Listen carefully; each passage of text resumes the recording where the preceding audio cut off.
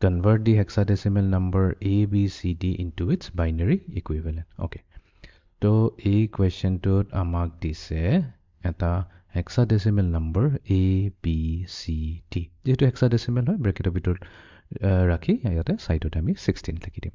তো আমাক কৈছে যে এই বাইনাৰী নম্বৰ এই hexadecimal নম্বৰটোৰ বাইনাৰী ইকুইভেলেণ্টটো কি হয় এইটো আমাক উলিয়াব দিছে। ওকে, তো আমি এটা কাম কৰোঁ, আকৌ hexadecimal নম্বৰটো আমি লিখিলোঁ ABCD। ইয়াতে আমাৰ D হৈছে lowest significant digit আৰু ইয়াতে আমাৰ A হৈছে most significant digit. Okay, আমি MSD পৰা আৰম্ভ কৰোঁ। আমাৰ এতিয়া কাম হৈছে each hexadecimal digit, যেনেকৈ A, B, C, D, এই চাৰিটা হৈছে hexadecimal digit। each digitক আমি প্ৰথমতে কি কৰিম, তাৰ বাইনাৰী ইকুইভেলেণ্টলৈ লৈ যাম। এতিয়া A টোতো হৈছে আমাৰ hexadecimal নম্বৰ, ইয়াৰ ডেচিমেল ইকুইভেলেণ্টটো কি হৈছে 10 হয়, B হৈছে 11, C হৈছে 12 and D হৈছে 13. তো এতিয়া আমাৰ কাম হৈছে 10, 11, 12, 13 এই চাৰিটা ডেচিমেল নম্বৰক বাইনাৰীলৈ লৈ যাব কাৰণে। এইটো একেবাৰে চিম্পল কাম। এইটো কাৰণে আমি 8421 ইউজ কৰিম টেকনিকটো। একেবাৰে চিম্পল হয়। তো আমাক A লাগে প্ৰথমতে। A কাৰণে কি হয় 10 হয়।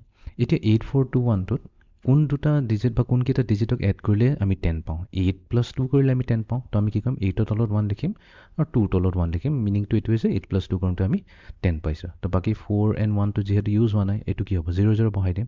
তো তাৰ মানে আমাৰ A বাইনাৰী ইকুইভেলেণ্টটো হৈ যাব 1010। অ'কে, এতিয়া আমি নেক্সট B লৈ আহি যাওঁ।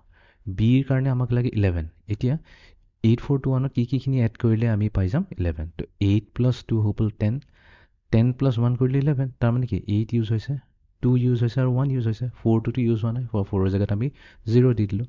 তো Bৰ কাৰণে আমাৰ হ'ব 1011। নেক্সট আমি যাওঁ C লৈ। Cক লাগে, C বনাবৰ কাৰণে লাগে আমাক 12। 12 মানে কি 8 + 4 12, তাৰমানে 8 and 4 ইউজ হ'ব, বাকী 2 and 1 ইউজ নহয়। তো আমাৰ Cৰ কাৰণে আহিব, এই Cৰ কাৰণে আহিব 111100 এণ্ড দেন ফাইনেলি আমি আহি যাওঁ D লৈ। তো Dৰ কাৰণে আছে আমাৰ 13। Dৰ কাৰণে আছে আমাৰ 13। 13 কেনেকৈ বনাম, 8 + 4 12, 12 + 2 কৰিলে নহ'ব, 12 + 2 কৰিলে 14 আহিব, 12 + 1 কৰিলে 13 আহিব। তাৰমানে কি হৈছে 8 ইউজ হৈছে, 4 ইউজ হৈছে আৰু 1 ইউজ হৈছে, 2টো ইয়াতে ইউজ হোৱা নাই। 1101 হৈ গ'ল। আমি এতিয়া গোটেইখিনিক আমি একেলগে যদি লিখোঁ, এইটো হৈ যাব আমাৰ এতিয়া 10। আমি সদায় MSD to LSD যাম।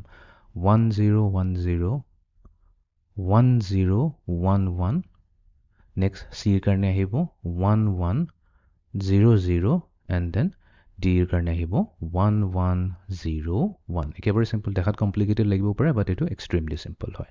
তো এইটোৱে হৈছে আমাৰ ABCDৰ বাইনাৰী ইকুইভেলেণ্টটো।